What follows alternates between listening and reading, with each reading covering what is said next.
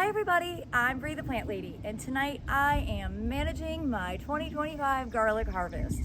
So I hope that you will enjoy this video and get some great tips on how to be able to properly cure and store both softneck and hardneck varieties. So I grew mostly softneck varieties this year, and that was exclusively because I wanted to braid them for storage, but I also did some hardnecks, so I will show you those as well. But to get the night started, it's the last day of spring. Summer officially starts tomorrow. I'm gonna go ahead and get this garlic cleaned up.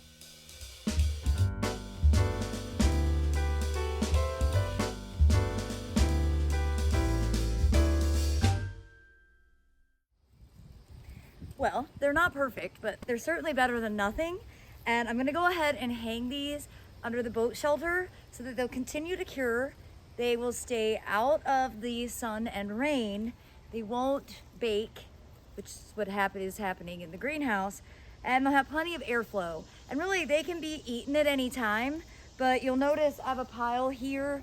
These are the ones that the stalks fell off of, so these will go inside and will get eaten first.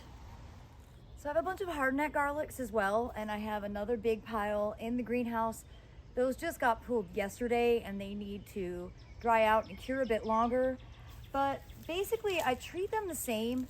You don't want to wash these, like you don't want to use water.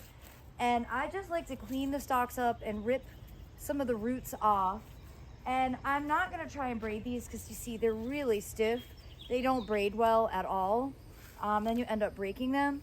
I'm just going to layer them and then just wrap them with twine. Then I can hang them in the boat shelter. The main difference between softneck and hardneck, well, there's a couple differences. In the climate here in North Carolina, we can grow both. Softneck is more heat tolerant. So if you live in an environment that is really hot, like the Gulf Coast, you would want to do softneck garlic because you don't have that many chill hours. Further north, you're going to only do hardneck. Hardneck garlic produces a flower scape, which is partly why it creates this hard neck. And in order for the bulb to bulk up, you need to pluck the scape off. And I missed a lot of the scapes because they were covered up with poppies. So you can see how small that bulb is. Really, they should be more like that size or even larger. And that's my own fault for just missing seeing the scapes. So that's okay, you know. At least it's something. I keep telling myself, like, this is a lot less garlic than I used to grow, and I don't know exactly what prevented me from getting more planted last fall, but at least I've harvested some, and you know, it's actually still a fair amount. I mean, you know, it's gonna last for a while. Another difference between softneck and hardneck is the shelf life, and softneck lasts longer.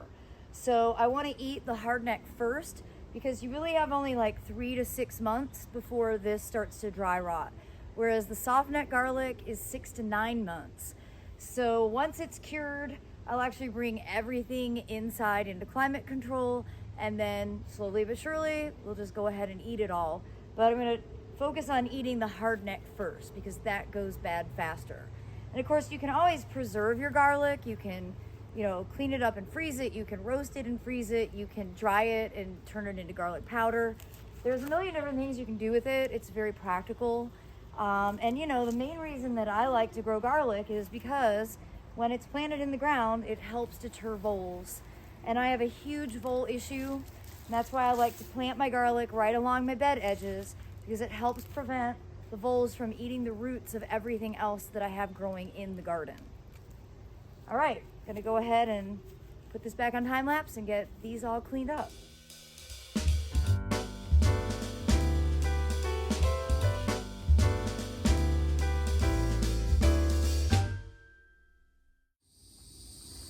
Well, it's certainly not fancy, but it is effective. And when you're curing garlic, really all you're looking for is an area that's out of direct sun, doesn't get rain, gets good airflow. In fact, I used to do this on my back patio at the Blue House, just under a patio umbrella. So the thing with curing it, it makes the oils settle and it really increases the shelf life. And when you're growing massive quantities of garlic, The goal is that you are going to be able to use it for a long period of time, which is why curing is so important. But there's nothing wrong with going in and starting to eat it right away. You don't have to cure it to be able to eat it. Remember, curing is just for shelf life. Well, I hope this video will be an inspiration for you. I hope that some of you did grow garlic along with me this year, and I hope your harvests are abundant. As always, thanks for watching and happy gardening.